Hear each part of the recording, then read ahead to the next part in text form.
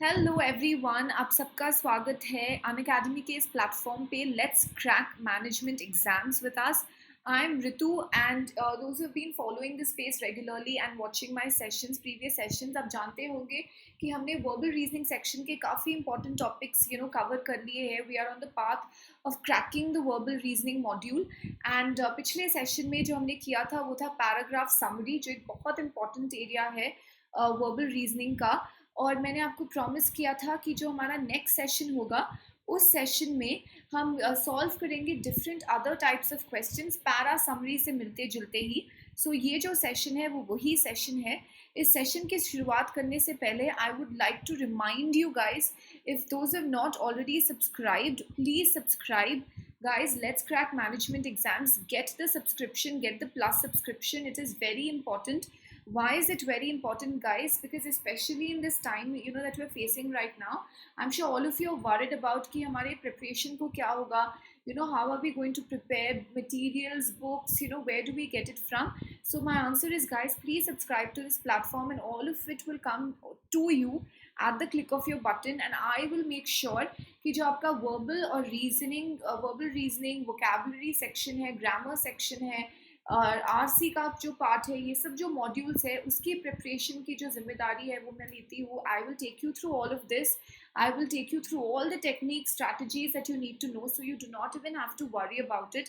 B it CAT, GMAT, आप जो भी एग्जाम पे आपकी नज़र है, जिस भी इंस्टीट्यूशन पे आपकी नज़र है, we will try to crack the VA section, VA RC section for those exams.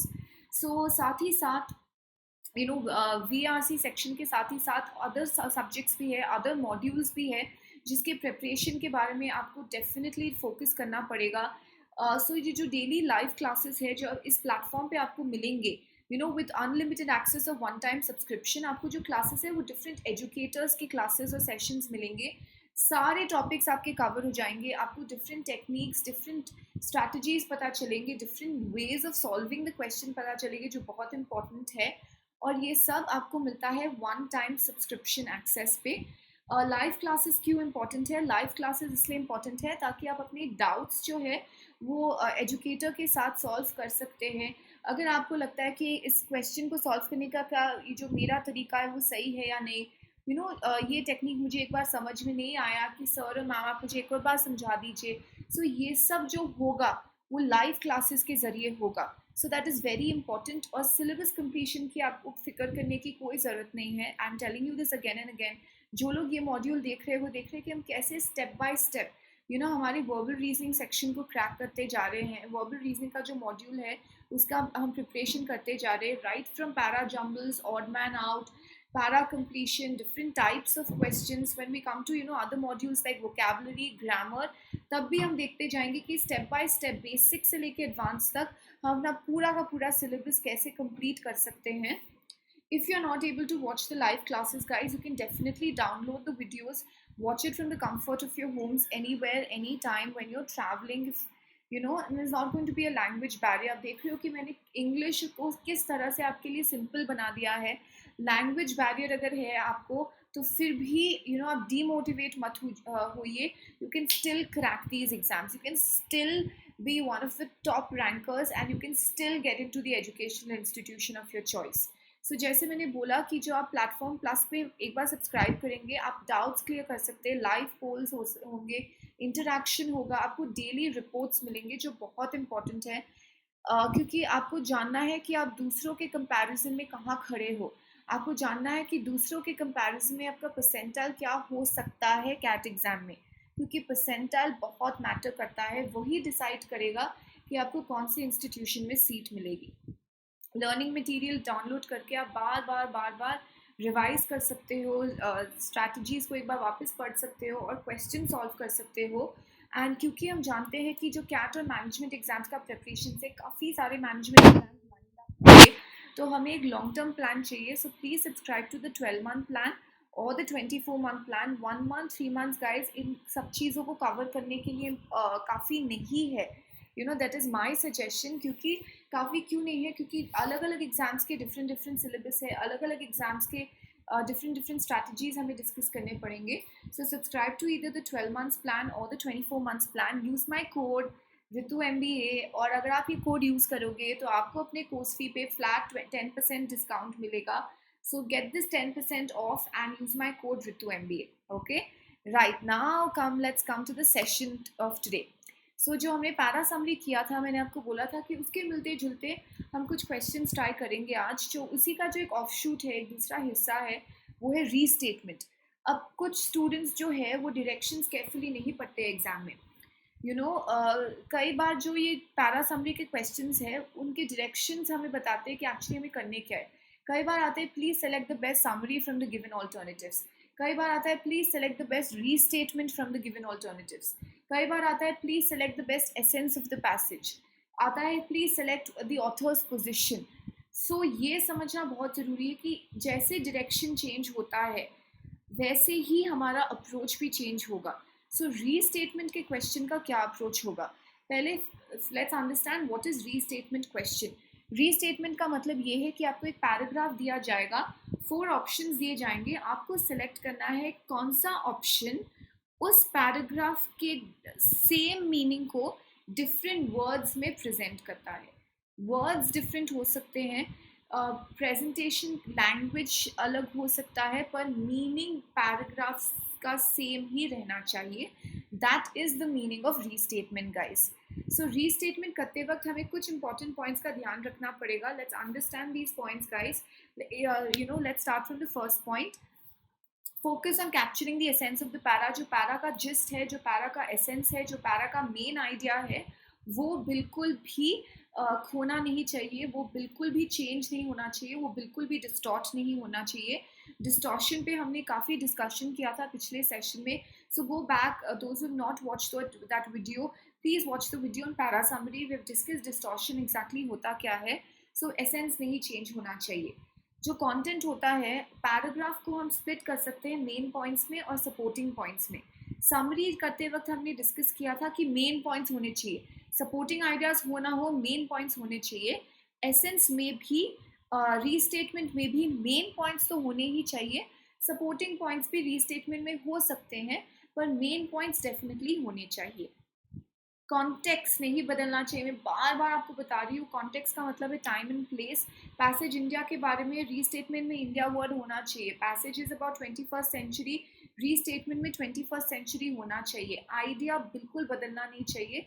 सिर्फ हमारा जो वोकेबलरी है, सिर्फ हमारा जो लैंग्वेज है, उससे हम थोड़ा बहुत प्ले अराउंड कर सकते हैं. टोन बहुत इंपॉर्टेंट है. अगर पैराग्राफ पॉजिटिव है, रीस्टेटमेंट भी पॉजिटिव होना चाहिए. सेम अप्लाई करता है नेगेटिव को. मैं इसका एक एग्जांपल दूंगी, प्लीज़ ध्यान दीजिए. अगर मैं आपको एक सेंटेंस दूं कि आई हेटेड द मूवी. ओके, आप एक मूवी देखते हो और आप बोलते हो आई हेटेड द मूवी. हेटेड एक स्ट्रॉन्गली नेगेटिव टोन हो जाता है, I hated the movie. Okay, और जो हमारा ऑप्शन है, ओके, सपोज एक ऑप्शन आता है, the option says that I did not, let's say option बोलता है कि I did not like the movie. If the option says I did not like the movie, okay, maybe it is similar to I did not hate the movie. It could be a different way of writing it and it still remains negative. तो negative tone continue होता है. पर अगर statement, मैं एक और आपको एक example देती हूँ. अगर statement बोलता है कि okay, for example I did not hate the movie, वो स्टेटमेंट था हमारा. और जो हमारा एक ऑप्शन है वो बोलता है कि I did not completely enjoy the movie. I did not completely enjoy. Completely enjoy का मतलब है may be you enjoyed a little bit but not completely. So it still remains either positive or neutral in tone.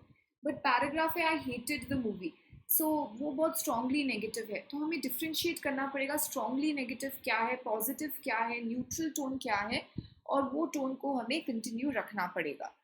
Okay, and free length summary में obviously summarise करना था तो condense करना था, तो मेक श्योर करना था कि पैसेज छोटा, हमारा पैसेज से छोटा हो हमारा समरी. पर रीस्टेटमेंट में ये फ्री लेंथ है. मेन चीज़ है कि आइडिया आ जाना चाहिए, चाहे आप कितने वर्ड्स यूज़ करके घुमा फिरा के उस आइडिया पे पहुँचे, that is okay, but idea ज़रूर आ जाना चाहिए पैराग्राफ का. तो ये सब पॉइंट्स मैंने आपको थियोरेटिकली एक्सप्लेन किया. अब प्रैक्टिकली जब हम एक एग्जांपल लेंगे तो वो आपको बेटर रजिस्टर करेगा. Okay, so let's look at these examples guys. Remember once more before we start with the questions, meaning or idea should not be distorted. Meaning or idea should not change. Okay, let's start. Kindly ये paragraph passage ये sentence पढ़िए और इसका correct restatement decide कीजिए and then we will discuss it. Short है, simple होना चाहिए. अगर आप जो टेक्निक्स हमने डिस्कस किए उस पर ध्यान रखोगे, पढ़िए and then we will discuss it. Okay, active reading कीजिए. अगेन हमारा ऑप्शन सिलेक्शन एलिमिनेशन बेसिस पर ही होना चाहिए. Do not search for the right answer. Eliminate options and you will automatically get your right answer. Always eliminate. ढूंढ इस answer में इस ऑप्शन में डिस्टॉर्शन है, आउट. इस ऑप्शन में ये अननेसेसरी वर्ड है, आउट. इस ऑप्शन में कुछ इनकम्प्लीट है, आउट. इस ऑप्शन में कुछ दिया गया है जो मेन पैराग्राफ में नहीं है, तो out. So we have to keep eliminating the answer options. That is very, very important.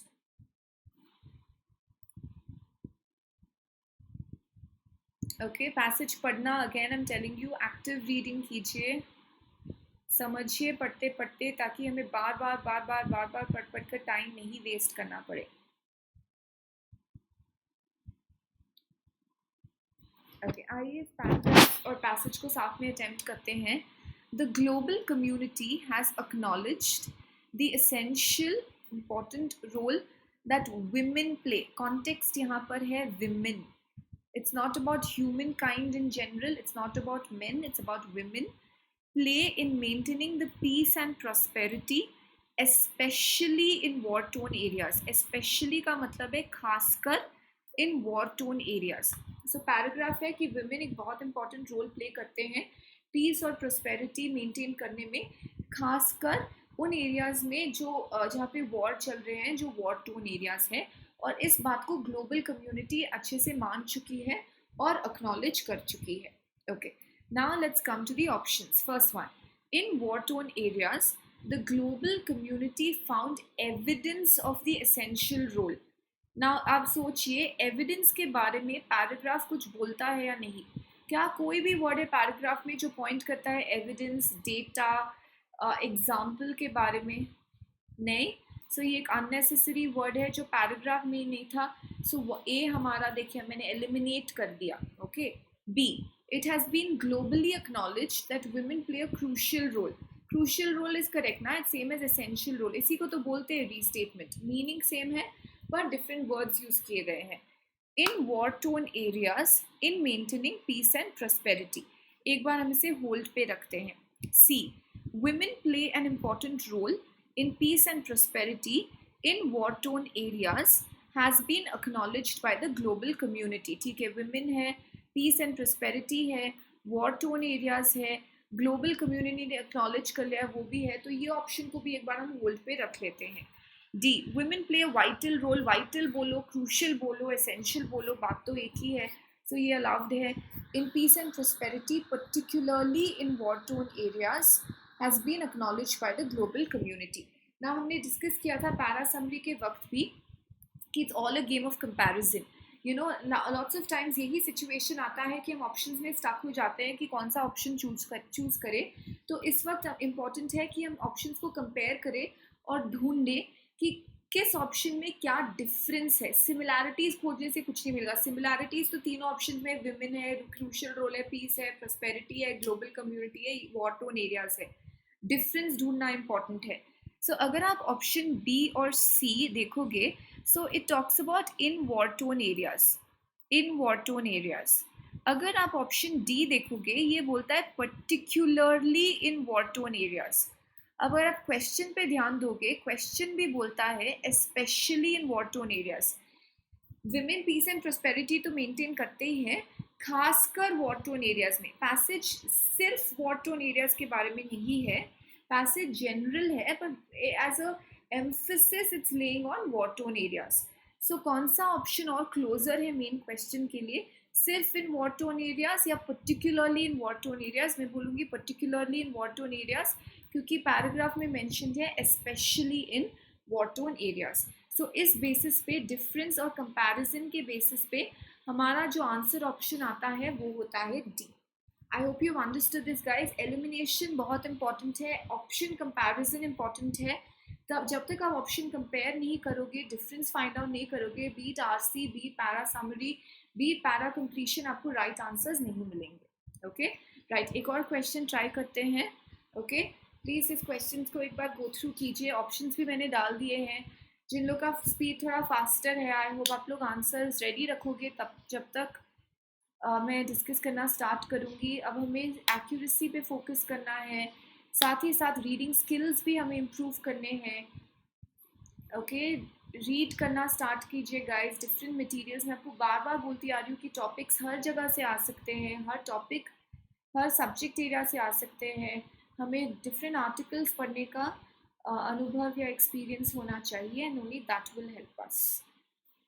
Okay, so I will give you a couple of seconds to go through this and decide your answer. Active reading कीजिए। Words को पता करने के लिए active reading बहुत important है।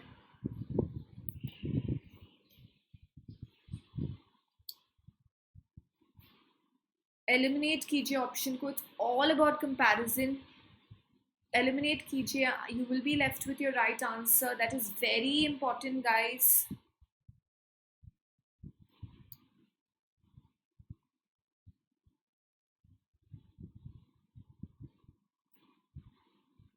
Okay I hope आप लोग पढ़ रहे हो, समझ रहे हो साथ में पढ़ते वक्त। हर एक वर्ड पे फोकस कीजिए, मीनिंग चेंज नहीं हो जाना चाहिए, बस उसका ध्यान रखिए। पॉइंट्स होने चाहिए, मीनिंग चेंज नहीं होना चाहिए। डिफरेंट वर्ड्स यूज करते हुए भी सेम मीनिंग पे हमको अराइव करना पड़ेगा। ओके आई होप आपने पढ़ लिया है, तो एक बार इसे साथ में भी पढ़ना ज़रूरी है। सॉरी ओके चलिए साथ में पढ़ते हैं। Following the accident after the divorce, so first divorce, sadly, secondly there was an accident. Okay, secondly there was an accident. So following the accident after the divorce, the bereaved lawyer, bereaved का मतलब है a person who's gone through some loss right now, who's very sad, depressed, who suffered a personal loss. The bereaved lawyer said that far more devastating, far more चोट पहुंचाने वाला for him than the loss of his wife to fate, to luck, to destiny, was the loss of his only daughter. Okay, so now इस paragraph के दो हिस्से हैं। First हिस्सा ये है कि the lawyer got divorced first and after that there was an accident. अब इस एक्सीडेंट के का रिजल्ट क्या हुआ, that the lawyer ended up losing his wife and his daughter. But he is telling that कि wife का जो loss था, you know, that he lost his wife, वो तो था ही, पर उससे more devastating या उससे more saddening for him, उससे ज़्यादा उसे जो जिस चीज़ ने दुख पहुंचाया वो था the loss of his only daughter. Okay, now let's read through the options. In the divorce case, post the accident. Okay, now I want to ask you, इधर ही रोक देती हूँ मैं आपको, और देखो हमने डिसाइड किया था कि पहले डिवोर्स हुआ था, following the accident after the divorce, first divorce हुआ और आफ्टर दैट एक्सीडेंट हुआ। ए ऑप्शन बोलता है in the divorce case post the accident, मतलब डिवोर्स केस पोस्ट या एक्सीडेंट के बाद में हुआ, डिवोर्स एक्सीडेंट के बाद नहीं हुआ था। According to the passage accident divorce के बाद हुआ था। सो मीनिंग डिस्टॉर्ट हो गया, मीनिंग ट्विस्ट हो गया, मीनिंग चेंज हो गया, तो यहाँ पर ए चला जाएगा, इधर ही चला जाएगा। B, even the loss of his only daughter was not as hard for the lawyer to bear as was the loss of his wife. वापस मीनिंग डिस्टॉर्ट हो गया। पैसेज हमको क्लियरली बोलता है कि वाइफ से ज़्यादा उसे डॉटर के खोने का लॉस लगा, पर ये ऑप्शन बी बोलता है कि even the loss of his daughter was not hard for him to bear, the loss of his wife was harder to bear. So option B बोलता है कि डॉटर के लॉस से ज़्यादा वाइफ का लॉस हार्ड था बेयर करने को। So it actually contradicts the passage, passage को पूरा का पूरा रिवर्स कर दिया है। सो मीनिंग डिस्टॉर्ट हो गया है, तो हमारा आंसर ऑप्शन बी भी नहीं हो सकता है। सी, the only thing that the lawyer could save for himself in the divorce case was his daughter. It is not about saving, it's about loss here. Okay, and it was his daughter at the cost of the loss of his wife. His daughter was not saved at the cost of his wife. ये नहीं कि daughter बच गई और wife lose हो गई. Both of them he lost sadly. So answer option cannot be C. So D बचता है. Eliminate हो गए बाकी के, तो D बचता है. एक बार पढ़ लेते हैं. Make sure कर लेते हैं कि सही तो है. The lawyer who was bereft when his wife and daughter died. Bereft मतलब अब he's lost everything, या he's lost something very important in his life. When his daughter and wife died in the accident that followed the divorce, correct, accident divorce के बाद हुआ था, wife and daughter he lost them both, said that the loss of the former का मतलब है first. ना इधर आप देखोगे wife और daughter में former जो यहाँ पे mentioned है वो है wife, latter or the other जो mentioned है वो है daughter. So the loss of the former, that means the wife, was not so hard as that of the other. Who was the other that he lost? The daughter. So ये बोलता है कि हाँ, wife का loss इतना hard नहीं था bear करने को जितना डिसहार्टनिंग था कि that he lost his daughter. आप सोच सकते हो कि इधर ओनली डॉटर तो लिखा नहीं है. हाँ, लिखा नहीं है, पर ओके. पर ये ध्यान में रखना पड़ेगा कि ठीक है, अगर सपोर्टिंग आइडियाज एक दो मिसिंग है तो ओके, बट जहाँ तक एलिमिनेट कर दिए बाकी के क्योंकि वो रॉन्ग थे, तो डेफिनेटली हमारा answer option, I am sorry, हमारा आंसर ऑप्शन खोना नहीं चाहिए. हमारा आंसर ऑप्शन भले ही थोड़ा इनकम्प्लीट हो चलेगा, पर डेफिनेटली हमारा जो आंसर ऑप्शन है वो रॉन्ग नहीं होना चाहिए और ट्विस्टेड नहीं होना चाहिए और डिस्टॉर्टेड नहीं होना चाहिए. ओके, आई एम श्योर आप लोगों को ये समझ में आ गया गाइस. Okay, right. सो हम लोग और क्वेश्चंस ट्राई करेंगे रीस्टेटमेंट पे, प्रैक्टिस एक्सरसाइज की क्लासेस पे. पर अब जो हम लोग ट्राई कर रहे हैं वो है essence of the text. Specially जो लास्ट 3 इयर्स में जो क्वेश्चंस आ रहे हैं वो लोग पूछते हैं कि एसेंस ऑफ द टेक्स्ट क्या है, ऑथर का जो पोजीशन क्या है, ऑथर का मेन पॉइंट क्या है, ऑथर का मेन आइडिया क्या है. तो यहाँ पे हमें ध्यान रखना चाहिए कि जो ऑप्शंस आएंगे वो लंबे लंबे नहीं आएंगे. ऑप्शंस जो आते हैं वो छोटे छोटे आते हैं. जिस्ट, सिर्फ जिस्ट हमें देखना है कि सिर्फ जिस्ट क्या है. हमें देखना है कि ऑथर का मेन आइडिया क्या है, क्या बोलना चाहता है, मेन मैसेज क्या है पैसेज का. अगर आप मेन मैसेज पैसेज का पकड़ लोगे तो आपको इस चीज़ का आंसर ईजिली आ जाएगा. So we have to remember the main message of the passage. Okay, उसका हमको ध्यान रखना पड़ेगा इसमें. Okay, right, let's start with the questions now. पढ़िए. Okay, this question and then we will discuss it.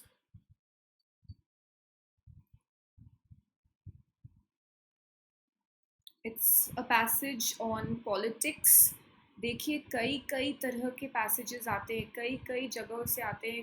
ज़्यादातर पैसेजेस न्यूज़पेपर्स, मैगजीन्स, जर्नल्स से लिए जाते हैं. So my suggestion is not just suggestion guys, it's actually very very important कि आप rule ही बोल सकती हूँ कि आप न्यूज़पेपर्स पढ़िए. डेफिनेटली पढ़िए. अगर इस सिचुएशन में अगर आप न्यूज़पेपर्स आपके घर तक नहीं आ पा रहे हो किसी कारण, so please download the app of any newspaper. Times of India app download कर सकते हैं, हिंदू हो गए. Download an app, start reading the articles, different articles, start exposing yourselves guys to different content, ताकि आप familiar हो जाए. ताकि कोई भी passage आए, कहीं से भी आए, you will be prepared. Okay, that is important.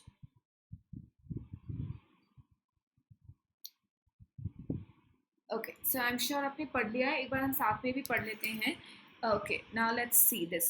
It says the Lok Sabha meets. Okay, the Lok Sabha ceases to meet. Now, what is the meaning of ceases, guys? Ceases का मतलब जानना बहुत important है. जो ceases का मतलब होता है वो है stops. So the Lok Sabha meets. The Lok Sabha ceases to meet or stops to meet, and there is no impact of these meetings or non-meetings on the democratic discourse in the country. So Lok Sabha meeting हो रहे हैं, Lok Sabha का session नहीं चल रहा है, पर इसका कोई इम्पैक्ट नहीं हो रहा है जो हमारा डेमोक्रेटिक प्रोसेस है कंट्री में. न्यूज़पेपर कॉलम्स रू द वेस्ट ऑफ टाइम. वो लोग कंप्लेन कर रहे हैं, वो लोग रो रहे हैं कि इतना टाइम और मनी आप क्यों वेस्ट कर रहे हो. Commentators complain about the clatter and year splitting clamour in the parliament. अगर आप देखोगे कई बार पार्लियामेंट में लोकसभा पार्लियामेंट में कई बार झगड़े हो जाते हैं, या कई बार बहुत मेस हो जाता है, केओस हो जाता है, डिसऑर्डर हो जाता है, रक्स और डिसऑर्डर क्रिएट हो जाता है. तो इसके बारे में है. and most Indians find parliament irrelevant to the needs of the day.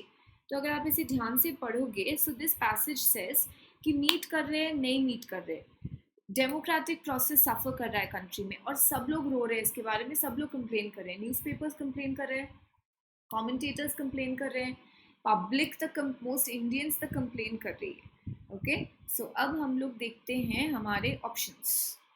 Okay, the nary impact. Nary का मतलब होता है गाइस, नेरी का मतलब होता है नो, नील, शून्य. The nary impact of the meetings and non meetings of the Lok Sabha has drawn criticism. Flak, criticism का मतलब है negative comments from all quarters, from all directions, from all areas. Okay, so ये ठीक लगता है ना, because it says it has no impact, so nary impact है. Drawn criticism because people are ruining it, people are complaining कि irrelevant है. And various quarters, which are the various quarters? Newspapers, public, commentators. Okay, from various quarters. तो ये option हम एक बार hold पे रखते हैं. B. Most citizens consider the Lok Sabha irrelevant to the needs of the day, as the activities of the parliament are utter waste of time and money. Okay, now this is only talking about most citizens. Okay, it's only talking about the public. But क्या हो गया उसके commentators के बारे में? What about newspapers? You know, all quarters के बारे में नहीं बताता है ये option. और ये option also, it's only focusing on you know, the utter waste of time and money. It is not talking about meetings, non-meetings, कि कोई भी impact नहीं हो रहा है, you know. So and it only talks about from the Indians or the citizens point of view. तो ये हम option eliminate कर देंगे. C. Zero impact. Okay, अब nary बोलो, zero बोलो, nil बोलो, बात एक ही है. The zero impact of the meetings and non-meetings of the Lok Sabha on the democratic discourse in the country has drawn widespread criticism. So काफ़ी ज़्यादा criticism हो रहा है Lok Sabha on the democratic discourse of the country. Okay, ये भी हम लोग एक बार साइड पे रख देते हैं. D. The meetings and non-meetings of the Lok Sabha have led to generalized loss of confidence in representative institutions.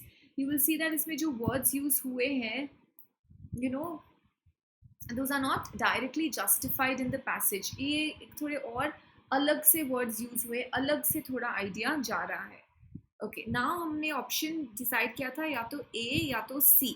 मैंने बोला था आपको कंपेयर कीजिए, डिफरेंस देखिए दोनों ऑप्शंस के बीच.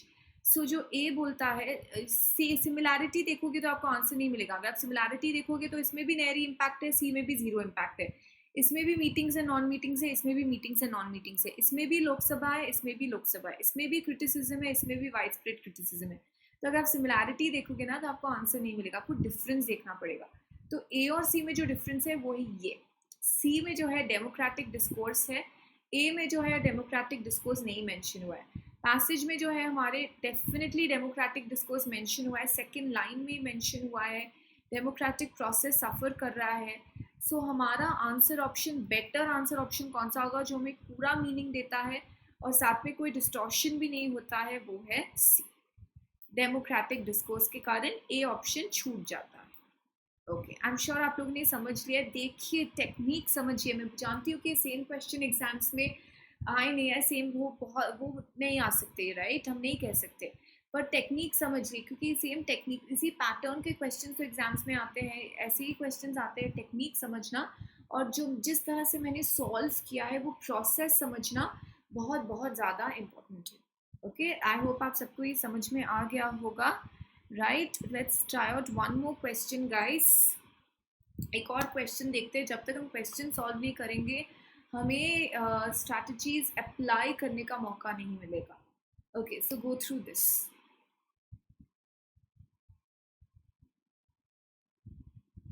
एक्टिव रीडिंग कीजिए, पॉइंट समझने का कोशिश कीजिए क्योंकि ये एसेंस है. इसमें हमें लंबा चौड़ा आइडिया नहीं चाहिए, हमें बस मेन आइडिया चाहिए, जो ऑथर कहना चाहता है, जो मेन मैसेज है पैसेज का, वो आप ढूंढिए. वो ढूंढना बहुत इंपॉर्टेंट है. एक्टिव रीडिंग कीजिए. बार बार बोल रही हूँ, एक्टिव रीडिंग का मतलब है आप पढ़ रहे हो, हाँ पढ़ो, पर साथ में समझो भी.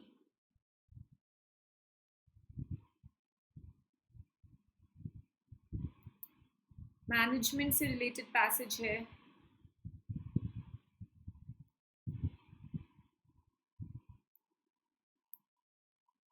रीड कीजिए पैसेज को, फिर 5 सेकेंड्स रिफ्लेक्ट कीजिए कि आपने समझा क्या है। जब तक आप रिफ्लेक्ट नहीं करोगे तब तक आप ऑप्शंस में कूदना मत।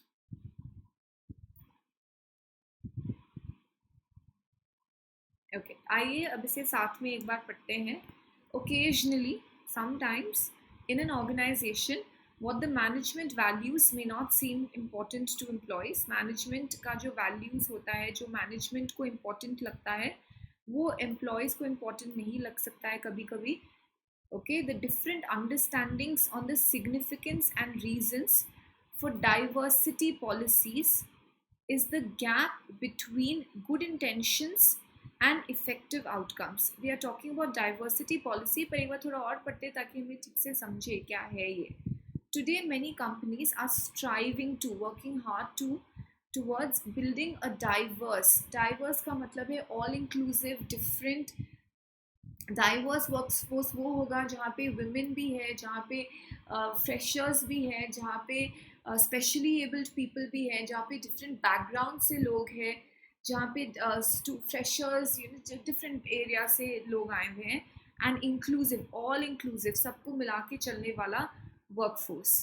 अनकॉन्शियस बायस, अनकॉन्शियस, कॉन्शियस का मतलब है अवेयर, अनकॉन्शियस का मतलब है नॉट अवेयर। बायस का मतलब है पार्शियलिटी, डिफ्रेंसिएशन। आप एक ग्रुप को फेवर करोगे, दूसरे ग्रुप को नहीं फेवर करोगे, एक जन को एम्प्लॉयमेंट दोगे, दूसरे जन के साथ डिस्क्रिमिनेट करके उसको एम्प्लॉयमेंट नहीं दोगे। जैसे जेंडर के बेस पे आप स्टीरियोटाइप्स कर सकते हो, आर ऑफन हर्डल्स और blockages to a strongly inclusive workplace. Awareness workshops that are designed to create a mindset और बिहेवियरल चेंज, हमें लोगों का ये जो बायस है वो चेंज करना पड़ेगा, जो स्टीरियोटाइप्स है वो चेंज करने चाहिए, is gaining popularity nowadays. So this question is in the problem solution format. Remember parajumbles मैंने आपको कहा था कि ये सब कैटेगराइजेशंस यूज कीजिए। सो ये जो है वो जो प्रॉब्लम सोल्यूशन के पैटर्न पे है। तो आइए अब समझते हैं एक बार। So it talks about, now हमारा रिफ्लेक्शन कैसे होगा, एक बार ब्लैंक स्लाइड से सोचते हैं एक बार फिर से। द डिफरेंट अंडरस्टैंडिंग्स, जो प्रॉब्लम है मैनेजमेंट और एम्प्लॉयज़ के बीच में डिफरेंट अंडरस्टैंडिंग्स है, मैनेजमेंट एम्प्लॉयज़ के बीच में गैप है डाइवर्सिटी पॉलिसीज़ को लेकर। जो कंपनी ट्राई कर रही है डाइवर्स और इंक्लूसिव वर्कफोर्स बिल्ड करने के लिए, उनको ये सब अनकॉन्शियस बायस और जेंडर स्टीरियोटाइप्स हटाने के लिए अवेयरनेस वर्कशॉप्स चलाने पड़ेंगे। सो प्रॉब्लम है, और जैसे मैंने आपको बताया था उसका सोल्यूशन भी दिया गया है। सोल्यूशन है अवेयरनेस वर्कशॉप्स को रन करने का। ओके, तो अब आइए हम देखते हैं कि हमारे ऑप्शंस क्या कहते हैं। First option, awareness workshops are gaining popularity in organizations where a conflict or differentiation of values exists between management and employees, creating a gap between good intentions and effective outcomes. Keywords देखते हैं, awareness workshops है, conflict है, management और employees है, gap है, good intentions and effective outcomes है। Bold पे रखते हैं option B. The essence of diversity is that all people hold different values. All people कहाँ से आ गए? We are talking about management and employees. We are not talking about all people. So ये थोड़ा out हो जाता है। Okay, आप समझिए ना। सो ये आउट हो जाता है क्योंकि ये बहुत जनरल ऑप्शन है, पर हमारा क्वेश्चन स्पेसिफिक है मैनेजमेंट। भले यहाँ पे मैनेजमेंट और एम्प्लॉयज दिया गया है, पर this talks about all people. Okay, so that's why it goes out. Conducting awareness workshops appears to be a feasible, workable, practical solution in organizations where a gap exists between good intentions and effective outcomes. Okay, but यहाँ पे management और employees का कोई जिक्र नहीं हुआ है। Out. While many, देखिए out, eliminate. While many companies are trying to build a diverse and inclusive workforce, unintentional bias and gender stereotypes are often found to impede or block the process. This gives us only the problem, it does not give us the solution. The option which gives us the solution here is this. It also talks about the awareness workshops. पर आप सोचेंगे कि option A में जो है वो diversity का point mention नहीं है। ऑप्शन डी में जो है वो बायस और जनरल स्टीरियोटाइप्स का पॉइंट है, डाइवर्सिटी का पॉइंट है। तो फिर अब हम कैसे डिसाइड करें ए और डी में? ए में भी कुछ मिसिंग है, डी में भी कुछ मिसिंग है। तो यहाँ पे हमें याद रखना पड़ेगा गाइस कि हमें ऐसा ऑप्शन, परफेक्ट ऑप्शन बहुत कम मिलता है, हमें ऐसा ऑप्शन चूज करना है जो कंपेरेटिवली बेटर हो। ए और डी में डेफिनेटली ए बेटर है, क्योंकि डी में भी मैनेजमेंट नहीं दिया गया है, डी में भी एम्प्लॉयज़ के बारे में नहीं दिया है, डी और में भी कॉन्फ्लिक्ट ऑफ इंटरेस्ट के बारे में, कॉन्फ्लिक्ट ऑफ वैल्यूज़ के बारे में नहीं दिया गया है। So a better option here then would be A guys. I hope आप इसको समझ पाए हो। परफेक्ट ऑप्शन की तलाश में कई बार हम लोग नहीं जा सकते, क्योंकि सारे ऑप्शंस परफेक्ट नहीं हो सकते जैसा ये क्वेश्चन है। तो हम रिलेटिवली कंपेरेटिवली बेटर ऑप्शन के खोज में जाएंगे और हम उसे सिलेक्ट करेंगे। सो मोस्ट इम्पॉर्टेंट पॉइंट्स जो कवर होते हैं वो ए में कवर होते हैं, and therefore our answer option will become A here. तो ये टेक्निक्स को याद कीजिए, आप पढ़ोगे, अगर आपको ये याद में नहीं रहेगा कि हमेशा परफेक्ट ऑप्शन ही आ सकता है, कंपैरिजन ज़रूरी है, आप सब में अटक के बैठ जाओगे। आप सोचोगे अरे यार सभी गलत लग रहे हैं, क्या मुझे ग्रेस मार्क्स मिल जाएगा क्वेश्चन में, क्या कैट बाद में अनाउंस करेगा कि ये क्वेश्चन ही गलत था? नहीं, आपको इन समरीज क्वेश्चंस में, रीस्टेटमेंट क्वेश्चंस में, एसेंस क्वेश्चंस में जितना ज़्यादा आइडिया मिल पाता है उस ऑप्शन से संतुष्ट होकर उसको मार्क कर देना चाहिए, एज लॉन्ग एज वो ऑप्शन मीनिंग चेंज नहीं करता, डिस्टॉर्ट नहीं करता, इनकरेक्ट नहीं होता है। ओके, आई एम श्योर आप ये समझ चुके हैं और आप श्योर इस बात पे ध्यान देंगे आप। हम और I will get you more areas of question. जो हमारा नेक्स्ट सेक्शन होगा ना गाइस, वो प्रैक्टिस एक्सरसाइज होगा, ऑथर्स पोजीशन, रीस्टेटमेंट, समरीज जो हमने डिस्कस किया है हम उसे और थोड़ा अच्छे से प्रैक्टिस करेंगे। और फिर जो हमारे सेशंस जो आने वाले हैं वर्बल रीजनिंग के मॉड्यूल पे, वो होंगे lot of practice exercises. I will go live also. You can also ask me your doubts on the platform. हम लोग डिफरेंट पेपर्स से क्वेश्चंस भी सॉल्व करेंगे। पर सब्सक्राइब करना बहुत इंपॉर्टेंट है गाइस। ऋतु MBA कोड यूज़ कीजिए। ये सब जो है एक्सेस ये सब जो है यहाँ पे मैं कहूँगी कि ये वीडियोस जो है वो क्विक रिवीजन के लिए भी है। साथ में ये ट्रेलर है, पिक्चर बाकी है, तो पूरी पिक्चर देखने के लिए प्लीज़ सब्सक्राइब कीजिए प्लेटफॉर्म पे, यूज़ कीजिए the code Ritu MBA and we will do a lot more practice together. Okay, I hope आपको ये समझ में आया है, and until next time when I see you, take care guys, और अपना ध्यान रखिए, and keep studying, keep practicing, keep revising. Bye bye.